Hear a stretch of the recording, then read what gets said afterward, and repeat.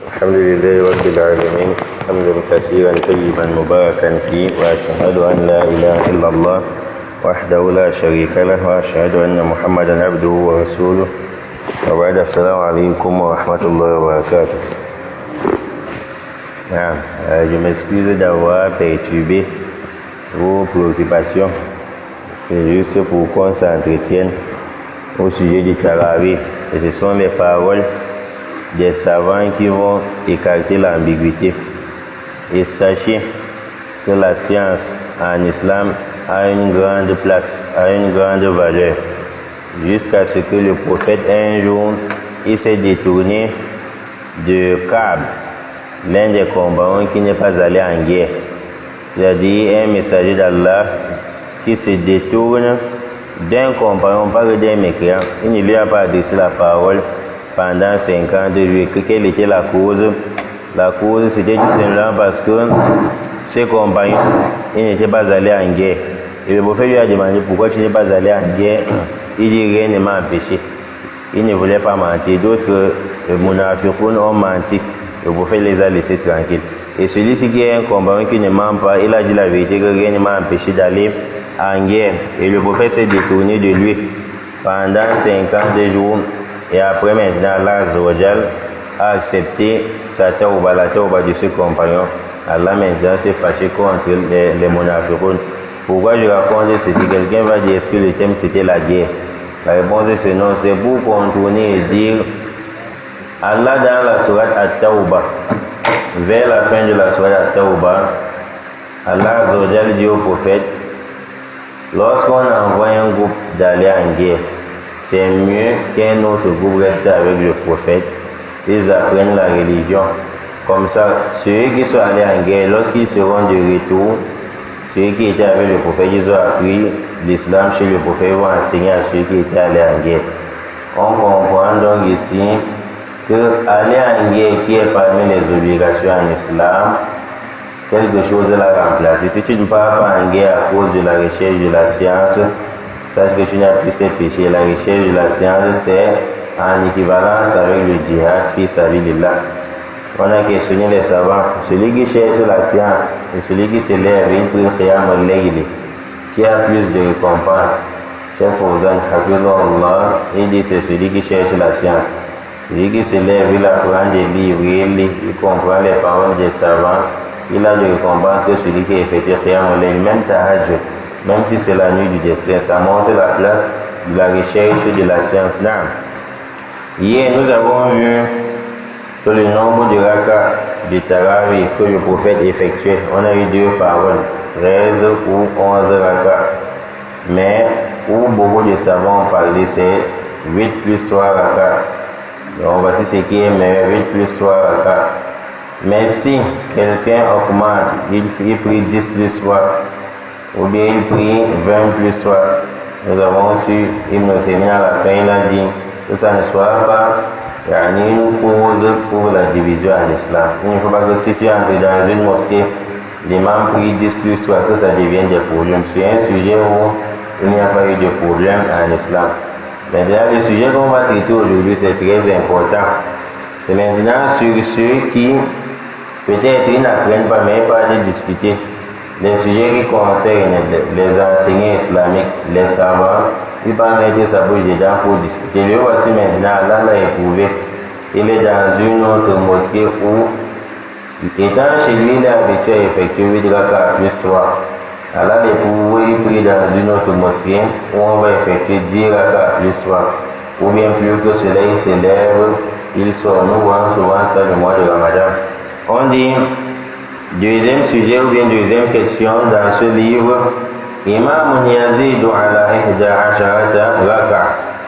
C'est le sujet qui concerne un imam qui prie plus de 11 raka de Tarawih. C'est-à-dire, il prie par exemple 10 plus 3, ça fait 13.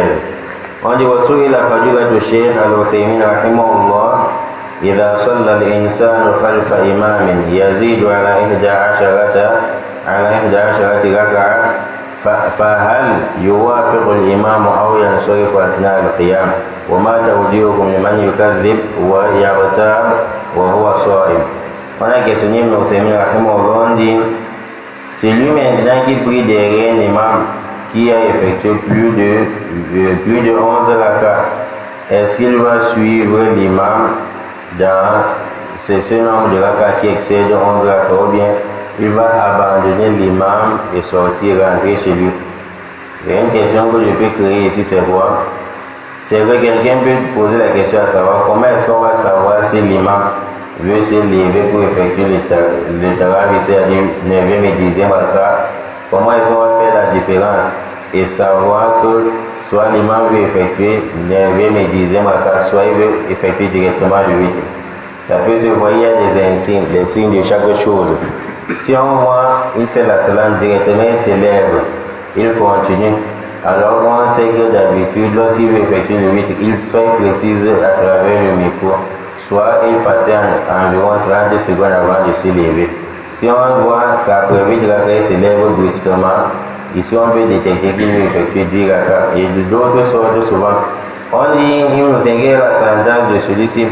Et quelle est votre orientation en ce qui concerne celui qui ment et il calomnie, tombe dans la médisance, on va soit imitant ingénieur. Il y a des gens qui mentent et ils tombent dans la médisance et en plein jeûne, sachant que le prophète a dit le croyant peut avoir tout genre de défauts, mais cette fois, le mensonge et la trahison. La sagesse dit c'est tout simplement parce que si un croyant ment et le lendemain il dit Allah a dit, le prophète a dit, il rapporte un hadith, on va douter de lui. Non. فأجاب فضيلته بقوله وسمع دين السنة أن يوافق الإمام. La sunna, c'est de suivre l'imam, prier le nombre de la carte de l'imam prier. C'est donc ici, toi maintenant, tu pries dans une mosquée où on prie 10 rakats plus 3. Tu sors, l'imam à la 8e rakat, il fait la salam, tu constates qu'il veut ajouter 2 autres rakats avant le 8. Tu sors, c'est que tu n'as pas apporté la sunna, tu n'as pas appliqué la sunna. C'est la raison pour laquelle je nous conseille de beaucoup apprendre. Pourquoi? Parce que tu vas lire un hadith, tu penses que tu as eu la compréhension totale. Et on s'en rend compte peut-être après 5 ans qu'on va prendre ton hadith, on va joindre à d'autres hadiths, ça sera en discordance avec ce que tu as mis en application. La science est tellement vaste. Et celui-ci qui sort souvent lorsque l'imam effectue l'histoire, eux ils se disent qu'ils sont en train de pratiquer la sunna, mais voici les savants qui disent dans le cas contraire, ils ont fait le contraire de la sunna. Ibn Taymiyyah dit لأنه إذا انصرف قبل تمام الإمام لم يحصل له أجر قيام الليل. Voici encore un danger. Il dit que celui qui se détourne, il sort, il laisse l'imam terminer le reste, celui-ci n'a pas la récompense de qiyam al-layl. Donc celui qui prie derrière l'imam, il commence avec l'imam, mais il ne termine pas avec l'imam. Celui-ci n'a pas la récompense de qiyam al-layl. Après maintenant, on dit, il dit, والرسول صلى الله عليه وسلم إنما قال من قام مع الإمام حتى ينصرف كتب له قيام الليل. Le prophète a dit, celui qui se lève pour effectuer la prière avec l'imam, c'est-à-dire la prière nocturne, il se lève pour effectuer la prière nocturne avec l'imam, hatta yansarifa, jusqu'à ce que l'imam termine, et termine au même moment avec l'imam, kutiba lahu qiyam al-layl, on va lui mentionner la récompense de qiyam al-layl. Il nous dit, si maintenant, le prophète a donné la condition pour que tu aies la récompense de qiyam al-layl, et de débuter avec l'imam et terminer avec lui. Si maintenant, tu te détournes, tu n'as plus la récompense de qiyam al-layl. Quand on dit comme ça ne veut pas dire que les enseignants qu'il a prié, c'est gâté. Il a la récompense. Quand on dit qiyam al-layl, c'est la récompense de celui qui a prié la nuit tout entière. Il dit, min ajli an يحثنا على المحافظة على البقاء مع الإمام حتى ينصرف. Il dit, le prophète a dit ceci dans le but de nous encourager à demeurer avec l'imam jusqu'à ce que l'imam termine sa prière. Quand le prophète parle comme ici, nous savons que c'est la révélation. Quand le prophète parle, c'est comme si c'était le cas des gens qui vont venir en 2020, 2025, 2026, 2030, qu'on a présenté au prophète. Il a vu avant de parler dessus. C'est la révélation. Le prophète parlait comme s'il était avec nous à cette époque, en train de voir ceux qui font cela. Il dit, وَإِذَا كَانَ الصَّحَابَةُ رَضِيَ اللَّهُ عَنْهُمْ تَابِعُوا الْإِمَامَ في الزيادة الواحدة فما بالك فيما كان مشروعا في صلوات منفرد بعضها من بعض. Il dit, si maintenant les compagnons ont prié derrière d'autres compagnons, et certains compagnons ont excédé, ils ont prié plus de 11 rakats, d'autres compagnons ne se sont pas détournés. Combien de fois toi aujourd'hui, lorsque l'imam il ajoute d'autres rakats, tu te détournes de lui? Quand nous savons que le prophète a dit, il a dit à salat de layli masna masna, la prière nocturne c'est Dieu. Les savants disent walam yuhaddid, il n'a pas donné une limite. Il dit wafiqu imamahum fi amrin zaid. Les compagnons, lorsque leur imam débordait 11 rakats, ils étaient toujours avec l'imam. Naam. Il dit wazalika حدث من أمير المؤمنين عثمان بن عفان رضي الله عنه أتم الصلاة في منى في الحج، أي صلى 4 ركعات، مع أن النبي صلى الله عليه وسلم وأبا بكر وعمر وعثمان في أول خلافته حتى مضى 8 سنوات وهو يصلي ركعتين ثم صلى 4. Il dit Othman ibn Affan, il a prié 4 rakats. C'est-à-dire, au lieu de 2, on fait la salam, on fait la salam. Il a prié 4 rakats du coup. Les compagnons qui étaient derrière lui en train de prier, ils ne se sont pas détournés de l'imam, ils ont toujours prié avec lui. Parce que Othman, lorsque Abu Bakr, Omar sont passés, Othman maintenant à son tour. Il a d'abord commencé, il prie 2, il fait la salam, il fait la salam. Et à un moment donné, il fait un temps où il a prié 4 rakats du coup. Il a fait la salam. Ibn Uthaymin dit وأنكر الصحابة عليه ذلك ومع هذا كانوا يتبعون ويصلون معه 4. Quand il a fait ça, d'autres compagnons, ils ont refusé cela, qu'ils ne fassent plus comme ça. Mais malgré leur refus, Ibn Uthaymin dit ils ont suivi Othman dans ces genres de prières. Il ne faut pas dire qu'est-ce qui se passe entre les compagnons. Sur ce qui concerne le fiqh, on peut avoir la divergence entre les compagnons, ça ne pose pas de problème. Il ne faut pas que quelqu'un qui décide, dit les compagnons discutent encore. Ce n'est pas une discussion, c'est une divergence. Au sujet d'héritage, il y a des points où ils ont divergé. Même les 4 grands imams, ils ont divergé. Même les compagnons, ils ont divergé entre eux. Même au sujet de celui qui commet par exemple l'homosexualité. À l'époque de Ali, d'autres personnes ont pris Ali comme divinité, il les a brûlés. Celui qui commet l'homosexualité, les savants ou bien les compagnons, ils étaient unanimes, c'est dans le tafsir d'Ibn Uthaymin, ils étaient unanimes contre celui qui commet l'homosexualité d'après le prophète. Maintenant, ils se sont divergés sur comment tuer. D'autres disent on ne doit pas le brûler. D'autres disent on va le brûler. D'autres disent on ne doit pas le brûler parce que c'est interdit. Le prophète nous a interdit de châtier quelqu'un comme le châtiment d'Allah Azzawajal. Et certains disent il faut le lapider jusqu'à ce qu'il meure parce que son péché est semblable aux zina, c'est-à-dire à l'adultère. D'autres ont dit il faut le lapider jusqu'à la mort. D'autres ont dit. Donc, en ce qui concerne le fiqh, on peut avoir la divergence. Mais que cette divergence ne divise pas les gens. Pourquoi? Parce que la divergence qui divise les gens, c'est au niveau de la aqidah. Et des cas de compagnons, ils ont souhaité continuer avec l'imam. فما بالنا إذا رأينا الإمام زائدا عن العدد الذي كان النبي عليه الصلاة والسلام يحافظ عليه وهو 11 ركعة انصرفوا في أثناء الصلاة. Il dit voici les compagnons, quand Othman a pris 4 rakats du coup, ils l'ont suivi jusqu'à la fin de la prière. Parce que le prophète nous a recommandé de prier avec l'imam du début jusqu'à la fin. Si les compagnons l'ont suivi jusqu'à la fin, sachant qu'il a prié ainsi, combien de fois si aujourd'hui on voit un imam qui fait un ajout sur le nombre de rakats du prophète qui était 11 rakats, tu vois l'imam fait un ajout, tu te détournes, tu l'abandonnes dans la suite de la prière. C'est la raison pour laquelle lorsqu'on a questionné Cheikh Fawzan Hafizullah à ce sujet, il a dit, Cheikh Fawzan a dit, quand on a questionné le prophète, par le Cheikh Fawzan, on dit, car il y a certaines personnes qui disent on va se limiter à 8 rakats et d'autres disent que celui qui prie Tarawih ne doit plus prier Tahajjud. Quelle est votre orientation, Cheikh Fawzan?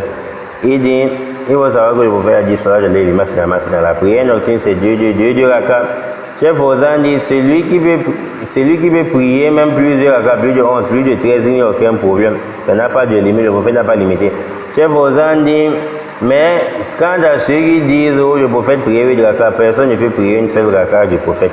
Parce qu'il fut un temps où le prophète, dans la première raka du Qiyam, il a fini toute la sourate Al-Baqarah. Et le compagnon qui priait avec lui, il pensait que le prophète allait partir au repos.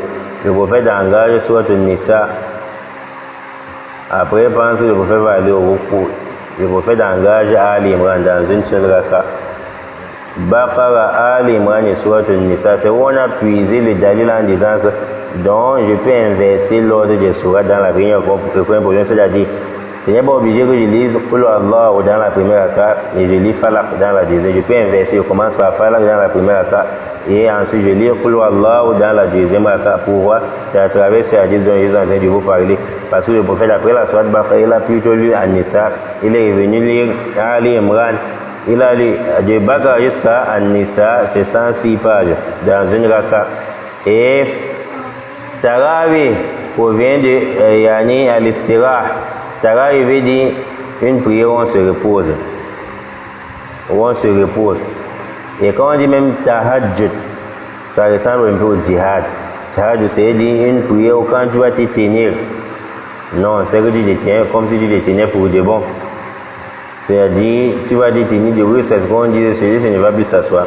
Et quand le prophète effectuait la prière, quand il finit par exemple de 4 rakas, un certain nombre de rakas, il s'assoit un peu, il se repose. Et il était fatigué jusqu'à ce que le prophète, en voulant prier le witr, quand il revient du deuxième sujoud, en voulant effectuer la prière du witr, parce que des fois il effectue 3 rakas, 5 rakas. Donc s'il arrive un jour ici qu'on engage la prière du witr, on effectue 100 rakas, 100 sazas, qu'on ne dise pas que c'est la résurrection qui est arrivée ou bien c'est quoi. C'est permis en islam. Le prophète, maintenant, en effectuant le witr, quand il arrive il revient du deuxième sujoud en voulant se relever. Quand il revient, il était tellement fatigué qu'il revient, il s'assoit un peu comme ça. Il dure pendant quelques secondes, il prend l'appui, il se relève. C'est où certaines personnes ont pris, ils ont pris note en disant si je prie derrière l'imam ou bien je prie seul, en revenant du deuxième sujoud, je dois rester comme ça pendant quelques secondes avant de me relever. Il nous s'est mis à parler de ce dans son fatwa. Il a dit les savants ont divisé sur 3 formes. Quand il a apporté les différentes paroles des savants, il dit sachez que le prophète faisait cela parce qu'il y avait une cause. Ça c'est une parenthèse, il y avait une cause. Quand le prophète effectuait des rakas très longues, arrivé sur le vide, il était fatigué. Il prenait cet appui à cause de la fatigue. Il dit, Ibn Uthaymin dit, quand celui qui a par exemple mal au genou, il ne va pas se lever brusquement, il va revenir s'asseoir un peu avant de prendre l'appui et se relever. Et il montre le danger. Il dit maintenant, si tu pries derrière l'imam qui revient, il s'assoit. Quand il revient du deuxième sujoud, au lieu de se lever brusquement, il ne se lève pas. Il s'assoit d'abord avant de prendre l'appui. Tu le fais aussi dans le but de suivre l'imam. Parce que nous sommes sur le point où on recommande de suivre l'imam. Il explique maintenant le danger. Il dit si dans le cas contraire, l'imam se lève brusquement, tu t'assois d'abord, tu prends l'appui avant de te lever. Tu n'as pas suivi l'imam dans la prière. Donc c'est la raison pour laquelle il faut faire l'effort de toujours apprendre. Moi qui suis en train de vous parler, j'ai connu dans ma vie des cas où, quand je lis un hadith, je me précipite à parler. Et bien après 2 ans, 3 ans, 5 ans, je parle un autre hadith qui complète l'ancien hadith. Je me rends compte que j'étais dans l'erreur. Donc ça arrive, la science est tellement vaste. On continue ici. Il dit كما نشاهد بعض الناس في المسجد الحرام ينصرفون قبل الإمام بحجة أن المشروع 11 ركعة. Ibn Uthaymin dit, c'est aussi le cas, c'est qu'on voit à la Mecque. Ibn Uthaymin dit, on voit certaines personnes tomber dans cette erreur à la Mecque. Quand ils voient l'imam qui prie plus de 11 rakas, il se lève, il sort. Ça, ce n'est pas permis en islam. À la Mecque, on effectue combien de rakas? Non? À la Mecque, Tarawih, c'est combien de rakas? 13, hein? C'est 23. C'est 20 plus 3. Ils lisent environ 2 hizb par jour. Donc c'est 23 rakas qu'ils effectuent. Et regardez encore où il y a un point de divergence chez certaines personnes qui discutent souvent à ce sujet. Tu vois quelqu'un dit non, on va seulement prier 8 rakas, 8 plus 3.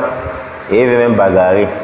Et ce qui fait rire, c'est que lors du tahajjud, les 10 derniers jours, tu le vois, il prie Tarawih 8 plus 3. Pardon, 8, il laisse le 8. Il prie 8 rakas, il laisse le 8, c'est-à-dire les 3 rakas. Quand il prie maintenant, il se lève encore la nuit, il prie 8 plus 3. Que nous on a dit 8, sans savoir qu'il a prié 16 plus 3. Ah, bah, celui qui prie les tarawih, il prie encore les tarawih, c'est la même prière. Les dieux on appelle Qiyam al-Layl, stationnement de la nuit. Tu vois quelqu'un discute jusqu'à savoir même finir. Que non, le prophète se limitait à 8. Mais à la grande surprise, il prie tarawih 8.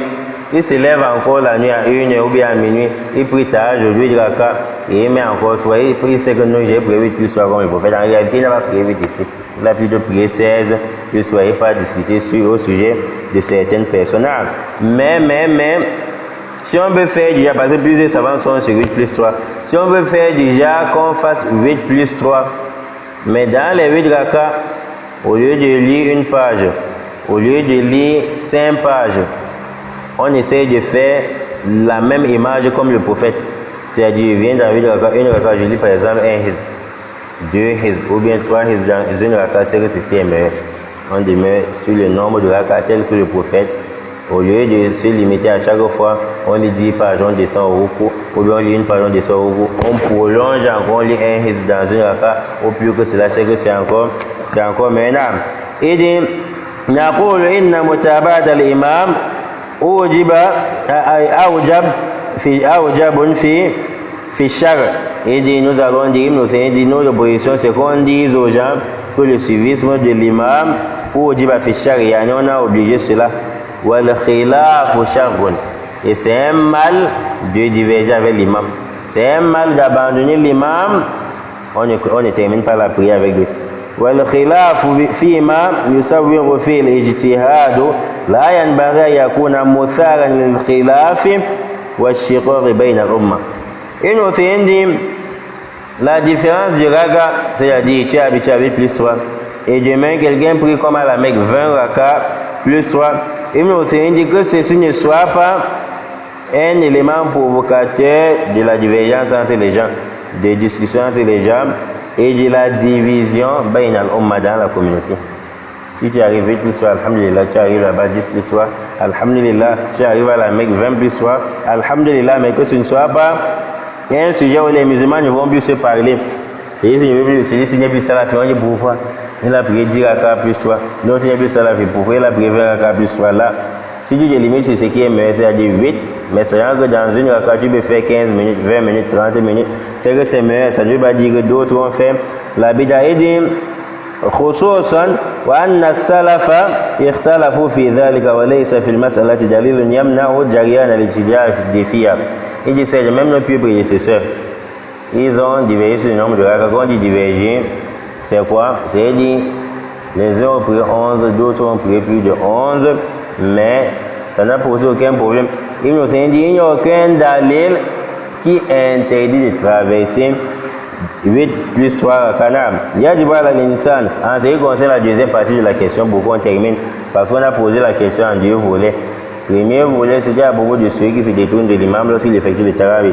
Deuxième volet maintenant, c'est celui qui manque ou bien qui tombe dans la médisance, la calomnie en plein mois de Ramadan. Sachez donc que la calomnie, le prophète a vu quelqu'un, il a vu Dieu tomber, il dit ces dieux sont en train d'être châtiés dans la tombe. Parmi lesquels il dit, le premier, c'était à cause de quoi? Non, mais il ne se contrôlait pas. Les savants ont apporté Dieu parole ici. Soit il ne se cachait pas avant de pisser, soit quand il pissait, les urines tombaient sur lui par des prières avec ce genre d'habit. Deuxième personne, c'est celui qui parlait du mal au sujet des gens en leur absence. Il a été châtié par Allah Azzawajal. Ibn Taymiyyah dit, yajib ala al-insani tajannubul kadhib. C'est obligatoire à l'être humain de s'écarter du mensonge. Pas seulement le mois de Ramadan, dans tous les mois. Sauf que le mois de Ramadan, les péchés qui avaient par exemple 10 degrés, ça peut atteindre 7000 degrés, 700 degrés. Donc ça a beaucoup de multiplication. Il faut qu'on évite quoi? Le mensonge, la médisance, et la calomnie, et des paroles qui sont interdites en islam, comme par exemple les injures. Il n'est pas permis qu'on voit un bon musulman, quand il y a un problème, il insulte ta mère, ou bien il insulte ton père, ou bien il va dire comment, oh, les fornicateurs, les gens qui boivent le vin, ils sont des fornicateurs. Là, les injures en islam, c'est haram. Le muharram, et la pratique de ce qui est haram, il n'est pas permis à un musulman de faire cela, que ce soit dans le mois de Ramadan ou bien dans un autre mois. Le mois de Ramadan est venu nous recadrer, et d'accord, il n'est pas permis qu'il fasse cela lorsqu'il est jeûneur. Car le prophète a dit, Man lam yada qawla zouri, celui qui n'abandonne pas les paroles mensongères. Ici on a aussi les avocats qui parlent de témoigner ce qu'ils n'ont pas vu. Si tu n'abandonnes pas cela, il y a avocat. Wal amala bihi, et la pratique de cela. Wal jahla, celui qui n'abandonne pas l'ignorance. Falaysa lillahi hajatun fi ayyada ta'amahu wa sharaba. Ça n'écoute rien à Allah d'abandonner ton jeûne. C'est-à-dire tu es resté affamé, tu n'as pas mangé, tu n'as pas bu pour la cause d'Allah. Ça ne coûte rien à Allah d'abandonner ce qui n'accepte pas ton jeûne. Donc ça veut dire que parmi les péchés qui peuvent faire que ton jeûne ne soit même pas accepté, on a le mensonge, on a la médisance et d'autres grands péchés.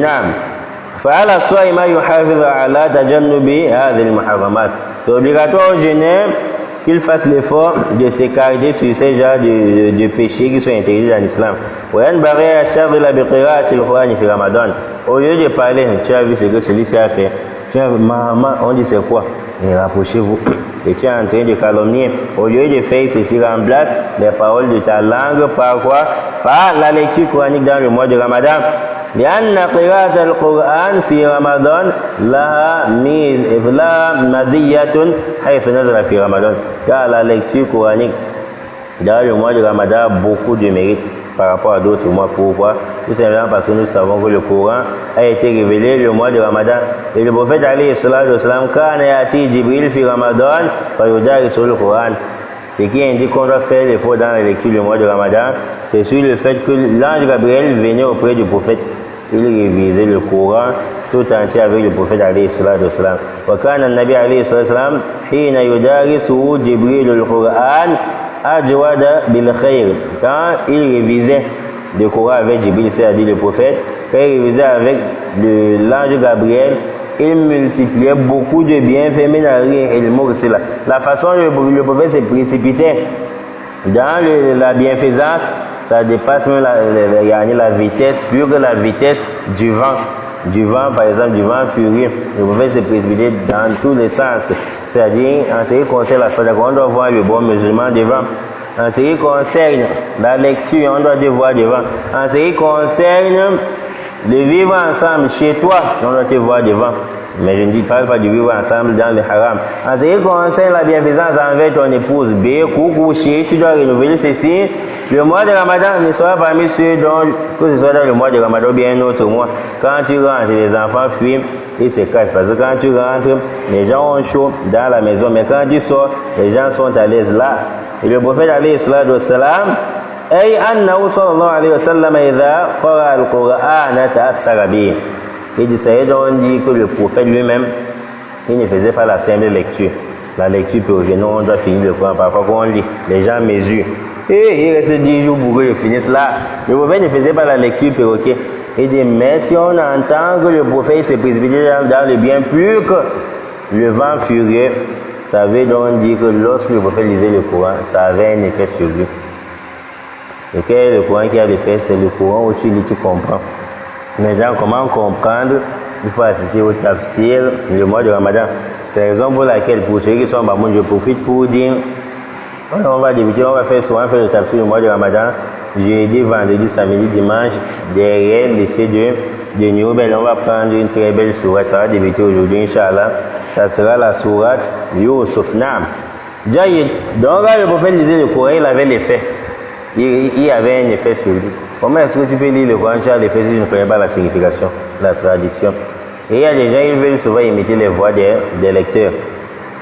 Quand ils imitent, parfois ils font l'effort, ça veut se ressembler, mais il y a un mais dedans. Pourquoi il y a un mais? Parce que des fois, quand le lecteur, il essaye de faire varier sa voix, c'est en fonction de ce qu'il comprend, du passage coranique. Et toi, maintenant, tu veux faire varier ta voix et tu ne comprends rien. Donc, faisons l'effort de connaître. Le Coran n'a pas été révélé pour seuls les imams après la traduction. Donc, c'est la même question qui sera posée dans la tombe. Man Rabbuka qui est enseigné, c'est la même question qui sera posée à l'imam. Donc, faisons l'effort de connaître la signification. ثم يتبين جود صلوات الله وسلامه عليه. Ce qui indique l'effet du Coran sur lui, c'est lorsqu'après la lecture, on voit la largesse, la générosité du prophète alayhi salatu wassalam qui se présente. On est sur le dernier paragraphe pour chuter. وفي هذا الشهر ينبغي أن نكثر من الصدقة والصدقة نوعان. Dans ce mois de Ramadan, il faut qu'on fasse l'effort de multiplier la sadaqa. Et la sadaqa est divisée en deux. Une sadaqa qui est obligatoire et une sadaqa qui est surrogatoire. La sadaqa obligatoire, c'est la zakat. Et la sadaqa surrogatoire, c'est la simple sadaqa. Prends 100 francs, prends 500, je donne à manger aux jeunes. On doit multiplier les sadaqa. Sachant que le prophète a dit, celui qui fait rompre le jeûne à un jeûneur, ça a la même récompense que lui. Donc moi, si Allah me facilite les moyens, les premières personnes que je vais guetter, ça sera les mâles. Ils ont demandé l'argent. Si j'ai les moyens, les premières personnes que je vais guetter, ça sera les mâles, ceux qui font des efforts avant de terminer sur les restes. Pourquoi? Parce que le mâle, il est en train d'enseigner, il est en train de prêcher, il est en train de lire le Coran, il est toujours occupé. Imagine si tu donnes à manger à celui-ci. Et qu'on dise que tu as la même récompense de son jeûne. Allah ne ment pas, le prophète ne ment pas. Donc on doit multiplier les sadaqat obligatoires et surrogatoires parmi lesquels la zakat. Ce n'est seulement pas la zakat après le jeûne du mois de Ramadan qu'on donne 1 ou 2 jours avant, ou bien le jour de la fête avant la prière. Cette sadaqa, cette zakat, il y a la zakat du jeûne après le jeûne du mois de Ramadan. Et il y a aussi la zakat dans ce qui concerne quoi, l'argent. Si ça fait un an, si tu as une somme d'argent qui dépasse le chèque, ça fait un an, somme même 1 million là-bas, tu nous donnes. Ça, c'est une zakat obligatoire. Le prophète Ibn Hussein dit multiplier cela dans le mois de Ramadan. On donne à qui? Aux fuqara, masakin, madinin. On donne aux pauvres, les plus pauvres. Et on donne aussi aux personnes endettées. فإن للصدقة في هذا الشهر مزية على غيره. Car la sadaqa effectuée dans ce mois de Ramadan, ça a beaucoup de valeur plus que la sadaqa effectuée dans d'autres mois. Il y a en ce qui concerne la zakat, c'est une sadaqa obligatoire et c'est meilleur que la sadaqa nafila. La zakat est meilleure que la simple sadaqa. C'est-à-dire que si je viens ici, je dis tu as un problème de 1000 francs, je te donne. Tu as un problème de 2000, je te donne. La zakat est meilleure que cette sadaqa. Quelle qu'en soit ta générosité, la zakat est meilleure. Il y a des gens qui pensent que les prières surrogatoires sont meilleures par rapport aux prières obligatoires. Et mais on s'est dit tout ce qu'on a recommandé que c'est obligatoire, c'est meilleur que ce soit au niveau de la prière de la sadaqa, c'est meilleur que les actes surrogatoires. Et des cas, le prophète a dit d'après Allah, Allah dit ma taqarraba ilayya abdi bi shay'in ahabbu ilayya mimma aftaratuhu alayhi. Allah dit dans un hadith qudsi, mon serviteur ne se rapproche pas auprès de moi avec un acte. Mon serviteur ne se rapproche pas auprès de moi avec un acte plus meilleur que ce que j'ai obligé sur lui. Il m'a enseigné, c'est basé ici pour dire, ça indique donc ce qui est meilleur auprès d'Allah. C'est d'abord ce qu'il a obligé avant, ce qu'il n'a pas obligé. Ne fais pas des nawafil. Tu viens ici dans toute une mosquée, tu nourris la mosquée le mois de Ramadan, tu penses que c'est meilleur que la zakat. Ce qui est meilleur, c'est d'abord la zakat, c'est meilleur plus que la sadaqa. Et ça nous laisse sous-entendre que si quelqu'un maintenant veut donner il laisse la zakat, il ne donne pas. Par exemple, la zakat qu'il devait donner, c'était par exemple 100 000. Mais le mois de Ramadan, il a dépensé 1 million. Qu'il sache que la valeur de 1 million qu'il a dépensé ne dépasse pas 100 000 de la zakat auprès d'Allah Azzawajal. Et on va aussi sous-entendre quoi? Que celui qui effectue les actes surrogatoires sans d'abord bien effectuer les actes obligatoires, ça n'a pas de valeur auprès d'Allah Azzawajal. Je veux par là dire quoi? Que celui qui effectue le qiyam, le tarawih, il est incapable de venir à la mosquée et effectuer la prière de Subh. Il effectue le tahajjud et puis il effectue la prière de Subh à 7h, 8h. Les compagnons parmi lesquels nous Abbas, Inch'Allah, ils ont dit celui-ci, sa prière de tahajjud, prière nocturne, ça ne sert à rien. Donc, que celui qui abandonne les actes obligatoires, sache que même si tu pries qui a moulé 1000 rakas, ça n'aura pas de valeur auprès d'Allah lorsque tu n'as pas d'abord apporté ce qu'il a obligé. C'est un peu comme le hajj. Celui qui s'en va au hajj, les 4 premiers piliers, tu n'as pas accompli, ça ne sert à rien. La zakat, ce qu'il fallait donner aux pauvres, tu n'as pas donné, ton hajj ne sert à rien. la zakat sur ton argent, tu n'as pas prélevé, ton hajj ne sert à rien. Nous voulons Allah Azzawajal nous donne la compréhension. Donc, ces deux premiers sujets étaient très longs.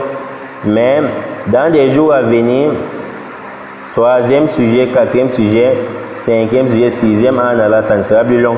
Les deux premiers sujets étaient longs dans ce livre. Mais on va se limiter. Inch'Allah, si Allah nous facilite dans la soirée, la partie qu'on va prendre, c'est ce qui concerne maintenant les jeunes, de manière générale, les annulatifs des jeunes, les différentes paroles des savants sur les jeunes. Subhanaka Allahumma wa bihamdik, ashhadu an la ilaha illa anta astaghfiruka wa atubu ilayk. Assalamu alaikum wa rahmatullahi wa barakatuh.